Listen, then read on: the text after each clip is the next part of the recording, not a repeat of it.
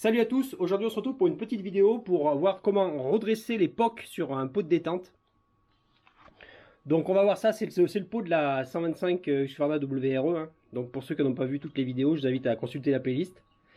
Donc on a l'échappement qui est pas trop mal, mais qui a quand même des pocs ici. Là on a même de l'arrachement de matière ici. Donc pour redresser ça, il y a trois manières, enfin j'en connais trois. Peut-être qu'il y en a plus, mais j'en connais trois. Donc il y a trois façons de redresser ça. La première que je vous déconseille d'emblée, c'est de remplir le pot d'eau, de boucher les deux extrémités et de congeler le pot. Donc avec l'augmentation de volume, ça arrive à pousser. Donc j'ai eu des bons résultats avec ça, mais j'ai surtout eu des très mauvais résultats où j'ai flingué complètement des pots. Donc je vous le déconseille d'entrée. Après la deuxième façon, c'est de bidouiller un petit bouchon pour injecter de l'air comprimé ici au compresseur, de boucher la sortie, de chauffer au chalumeau cette zone là et d'injecter de la pression, mettre quelques barres. Faut pas en mettre trop, faut y aller gentiment, surtout chauffer, et donc on arrive à redresser. Bon, la crête d'arrêt est toujours un peu pénible là, il faut vraiment faire attention, mais ça fonctionne. C'est pas évident, mais ça fonctionne. Après, le top, apparemment, c'est la première fois, justement on va essayer là, c'est de redresser avec un tire-clou, tire-clou de carrossier. Donc on va voir exactement ce qu'on arrive à faire, sachant que là normalement on arrive à vraiment bien cibler la zone qu'on veut relever, sachant que donc ici je vais vous le matérialiser parce que c'est pas évident à voir, mais on a un POC ici, on a un arrachement de matière ici, et on a un autre POC ici qui est très mal placé, il est en plein dans la soudure. Donc là, très dur, très épais, très dur. En plus, c'est un pot d'origine, donc les pots d'origine sont épais. Donc ça va être assez dur à ramener, mais celui-là, vraiment, c'est le plus problématique. Et pareil, il est quand même dans la zone de soudure, là, donc ça va pas être évident du tout. Donc ce qu'il faut vraiment faire très attention quand on redresse au tire-clou, c'est de ce qu'on appelle la crête d'arrêt ici, la zone périphérique. Il faut pas la sursortir, il faut évidemment la sortir et la réaligner. Donc on commence toujours par la circonférence et on se rapproche du milieu. On ne tire surtout pas par le milieu pour commencer, sinon on crée une ondulation et la crête d'arrêt sera encore plus marquée, on n'arriverait plus à l'enlever. Donc pour parvenir à retirer cette tôle, donc il nous fallait du matériel spécifique, du matériel de carrossier en fait. Et Vevor nous a envoyé ça donc pour qu'on le teste. Donc du coup ça va nous servir pas que pour les échappements évidemment, pour la carrosserie évidemment sur les voitures, et parce qu'on peut faire évidemment beaucoup de choses. D'ailleurs, Vevor nous a envoyé ça et vous bénéficiez d'un code promo sur tout le site. N'hésitez pas à aller voir en description, on vous a mis le code promo. Donc on a les vagues pour tirer des arêtes complètes sur la carrosserie. Donc ça c'est très intéressant. Donc on a les œillets fléchés, clé de démontage, de quoi tirer les rondelles ou les œillets fléchés. Ça c'est pour monter les barres ici. Les barres en carbone. Donc pour faire des rétrains, c'est des barres en carbone. Donc ça permet de faire des rétrains de tôle. La griffe pour tirer directement les arêtes sur 6 points.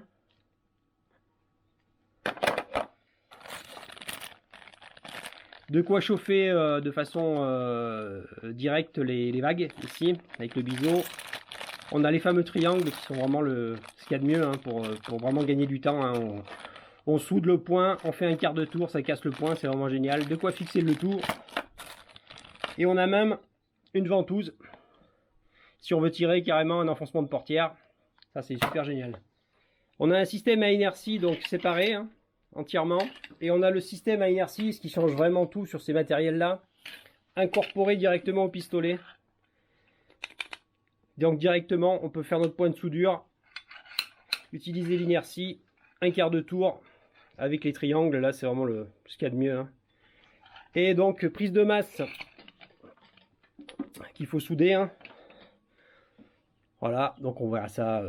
On va tester exactement comment ça fonctionne et voir un petit peu si on arrive à tirer ce pot parce qu'il est quand même sacrément épais. Mais il fallait vraiment du matériel comme ça parce que ici on a vraiment des séquences programmées. Donc le gros avantage de ce modèle, c'est qu'il a les 7 fonctions préprogrammées en fonction des accessoires qu'on va utiliser. Donc là, c'est vraiment, si on ne veut pas se tracasser, tout est réglé automatiquement. S'il y a besoin de peaufiner, on peut tout régler, tout ajuster manuellement. On sélectionne aussi ici l'outil, la puissance et la durée. Ici, je suppose que c'est le passage automatique ou manuel. Témoin de surchauffe, bouton d'allumage on-off. Et voilà, très simple. Sachant que tout est préprogrammé, donc voilà, c'est vraiment le. Si on maîtrise pas la machine au départ, on est sûr d'avoir déjà une base de travail et au niveau des durées, des puissances, parce que si on utilise la barre de carbone par exemple ou un œillet, c'est pas du tout les mêmes intensités. Donc là, on n'a pas à se tracasser. Bon, appeler ça un tire-clou, c'est un peu un abus de langage parce que les modèles de base, effectivement, tirent des clous, mais là, on est sur un modèle dit à étoile ou en triangle, hein. Donc c'est beaucoup plus rapide, surtout que c'est monté sur le pistolet, donc c'est beaucoup plus efficient. On peut enchaîner directement, pointer, tirer, pointer, tirer, pointer, tirer. Un quart de tour, on fait sauter le point de soudure et ça s'enchaîne. Donc c'est vraiment l'idéal pour faire vraiment tout type de travaux. Donc voilà, du coup on a monté la masse comme ça. On l'a directement vissé sur le pot, hein, en décapant le métal pour avoir des bonnes portées évidemment, parce que on a ce système là qui est aussi prévu sur la machine, où on peut directement souder en place. Mais là, ça va pas du tout, c'est fait pour la carrosserie ça.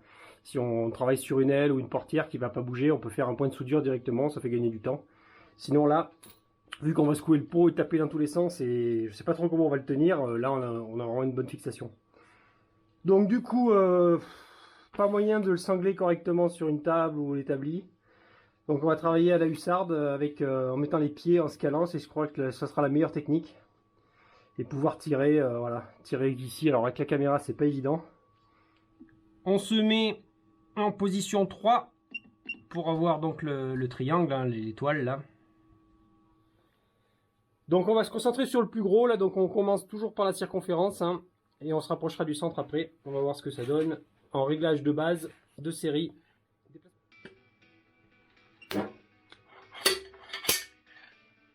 Donc là on manque de puissance apparemment.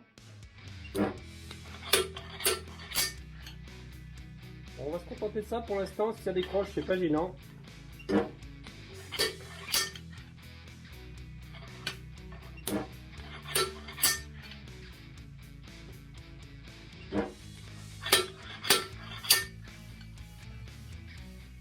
Ça revient gentiment. Bon, on va pas lui mettre plus de puissance, là on n'a pas besoin de casser manuellement la soudure, elle se casse toute seule. Pour l'instant ça va.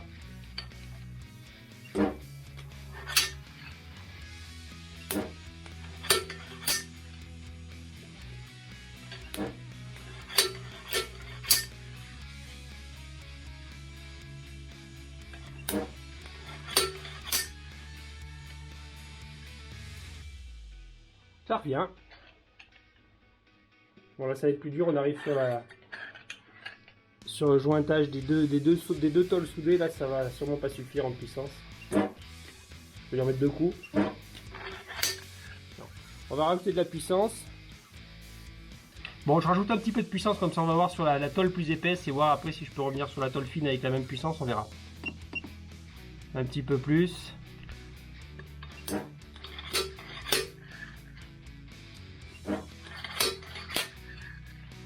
Bon, on va remettre du temps et de la puissance.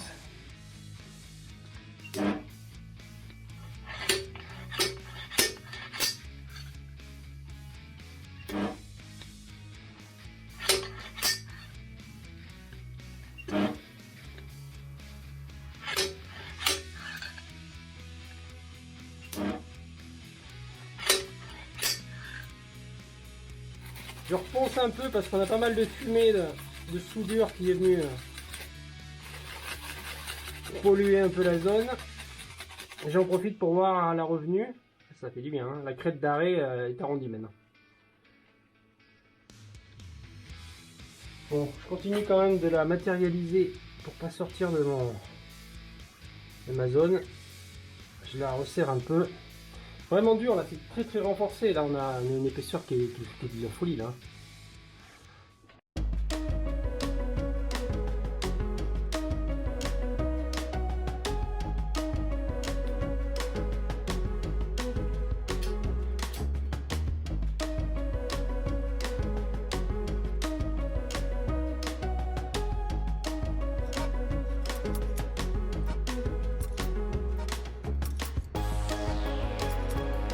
Ça bosse bien, hein, c'est bien plat là.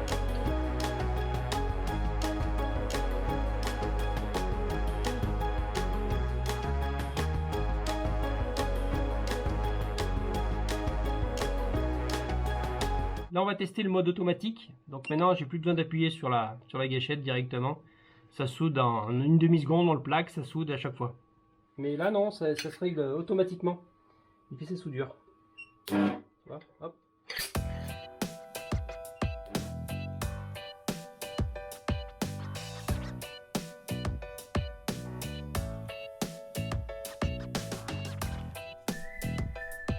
Là, j'ai besoin de rajouter de la matière, donc je vais en profiter d'user le triangle là pour remplir un petit peu.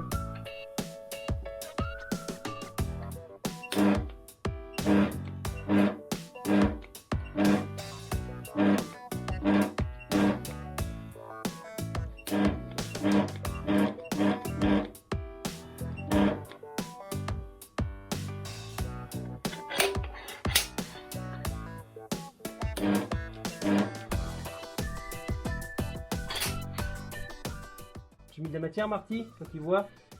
Tu as bouché le trou, hein? Ouais, ça. Un peu, mais il y a encore là un peu. Il y a encore un peu là? En fait, c'est un poste à souder. Bah oui, c'est le même système.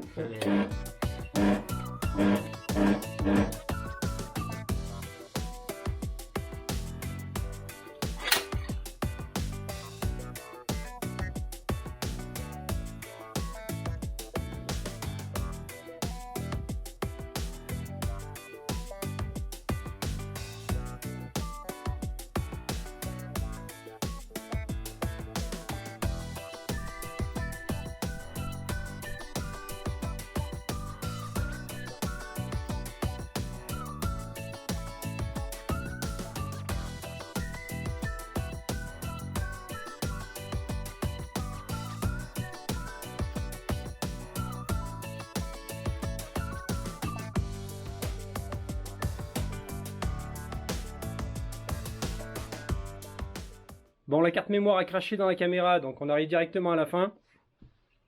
Donc j'ai passé un petit coup de peinture pour éviter que ça rouille. Donc pour les finitions, donc on a des petits gratons qui se retrouvent avec les points de soudure. Donc on les meule très gentiment avec un disque à lamelles, mais vraiment en douceur. Moi j'en ai profité pour limer jusqu'à la soudure là qui était vraiment très mal faite. De manière générale, sur les Husqvarna de ces années-là, il y a beaucoup de soudures qui sont très mal faites. Donc j'en ai profité pour le lisser, parce que bon, ce qu'il faut savoir, c'est qu'il y a vraiment beaucoup d'épaisseur ici. Donc on est vraiment sur de la tôle, il y a ce qu'il faut, il y a de la matière. Donc voilà ce que ça donne à la fin. Bon, c'est pas parfait, mais c'est nettement mieux que c'était.